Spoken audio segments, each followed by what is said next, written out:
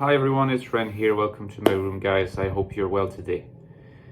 Well, guys, I'm speaking to you even though I'm not at the top of my game. I'm having, I think, some sort of food poisoning. I'm not quite sure what it is, but I'm just feeling a bit, But hopefully I won't be too sleepy when I'm talking to you today. Now today, since I'm not functioning at 100%, I was kind of like thinking, okay, what can I talk about? And then I was like, I looked at my, at these two books that I often try to promote, The Infinite Castle, my new novel, and The Ecstatic Soul, my book on the INFJ.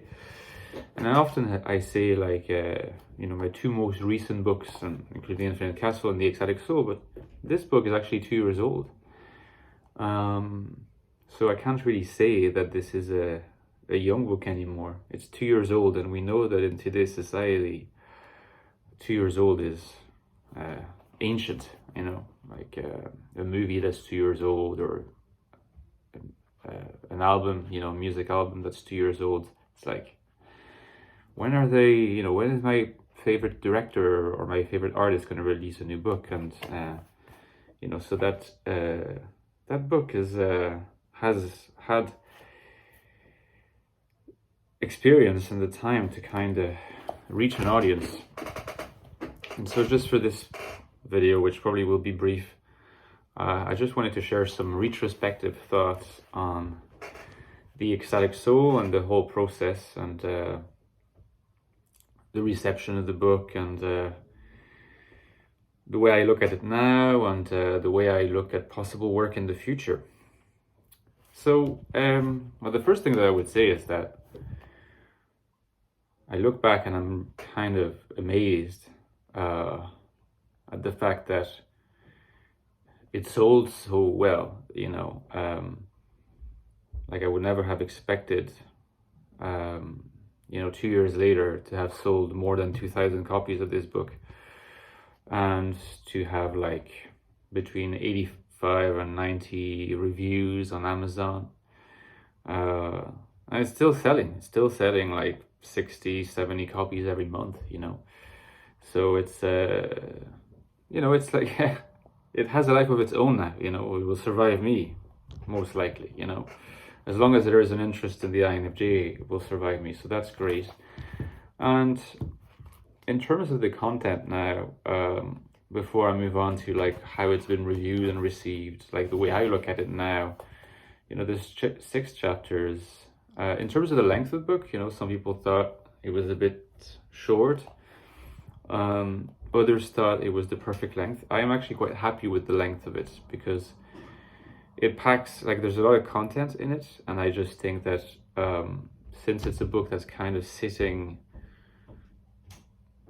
between like a widely accessible mainstream book and kind of slightly more academic book, having something that's at least not too long and that you can sort of absorb in like 5 chapters, well, 6 chapters and an introduction, was the best approach to take. Chapter 1, existential alienation.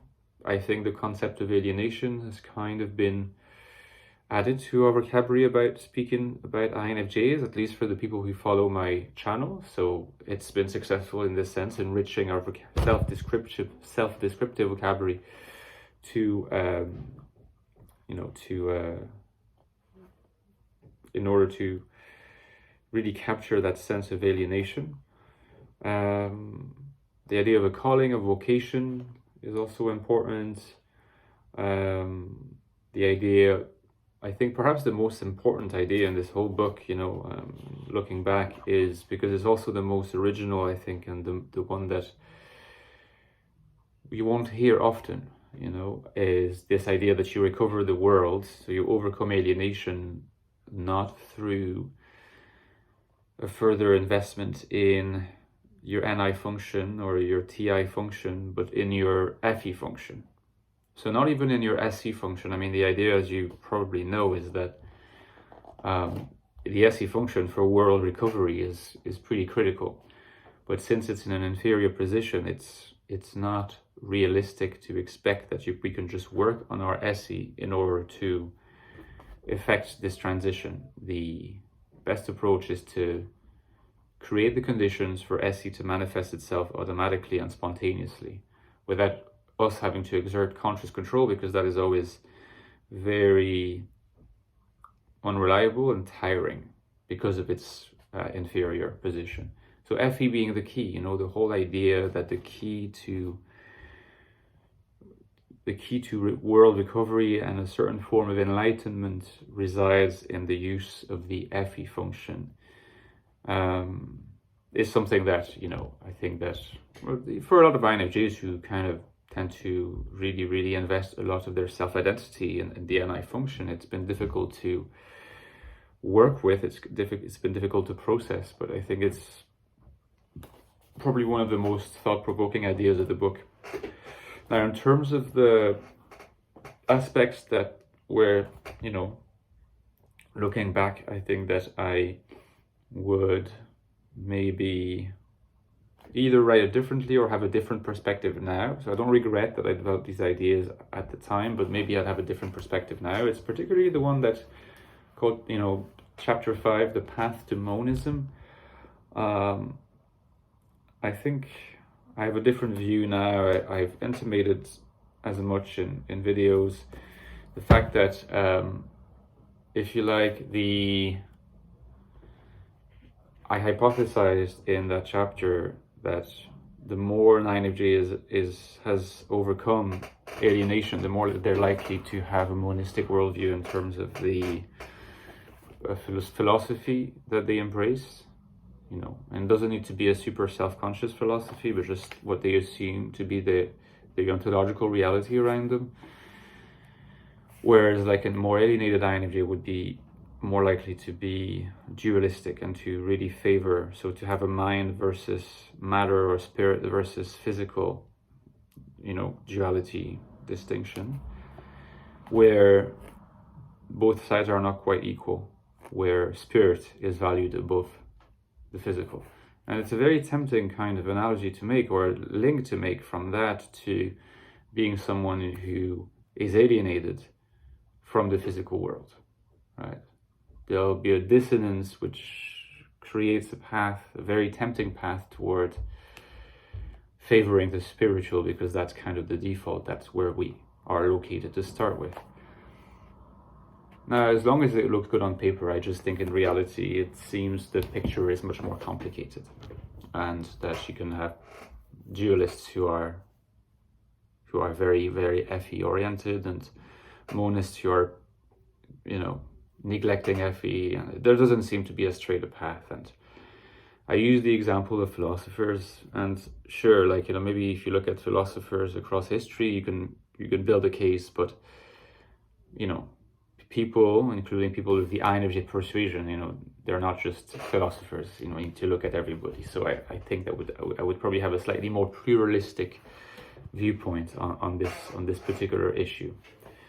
In terms of how it's been reviewed, you know, I can't complain. Yeah, there's been some negative reviews. I think maybe in the first few months after the book's release, I would be annoyed by those reviews more than I am now. I'm not. I am completely, you know, like completely indifferent to those reviews, except insofar as they give me good food for thought in order to write better books in the future.